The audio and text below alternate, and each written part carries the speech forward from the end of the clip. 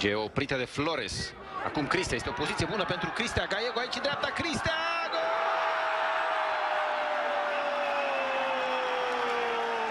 Cristea! Tot Cristea!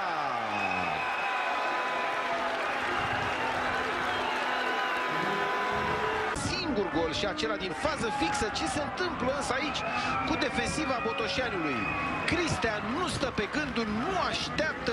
Sunt mai bine de 20 de metri distanță față de poarta lui Pap.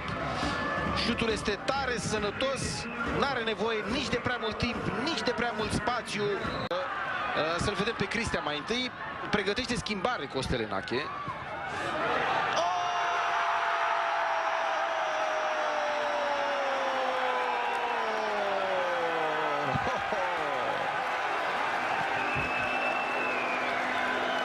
Cristea! Unde oare ar fi fost Iașiul în acești ultimi 2-3 ani fără Cristea? În ultimele 2 sezoane, Cristea... Haideți să vedem încă o dată ce face Cristea. Mai întâi câștigă ușor minge aici în fața fotbalistului Elen. Faza părea, să zicem așa, să se fi răcit oarecum. Șutul lui Cristea însă este absolut fabulos. Cu piciorul stâng, atenție! Cristea nu-i stângaci. Mai devreme a marcat cu dreptul.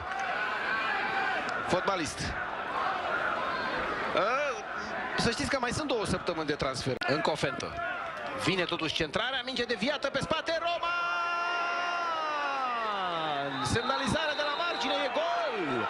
Mingea a intrat în poartă, a intrat, n-a intrat, golul este validat, am văzut semnalizarea de la margine, schimbare, Roman cu croatul, îl locuiește pe croatul Brecalo și înscrie la, cred că 2 minute după ce a intrat pe teren. Roman, cei care așteaptă reluarea fazei. Iată.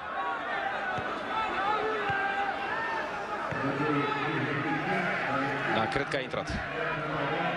A intrat. Cu siguranță mai mult întâmplător ceea ce face aici Chitoșcă, dar iese. N-avea altă variantă.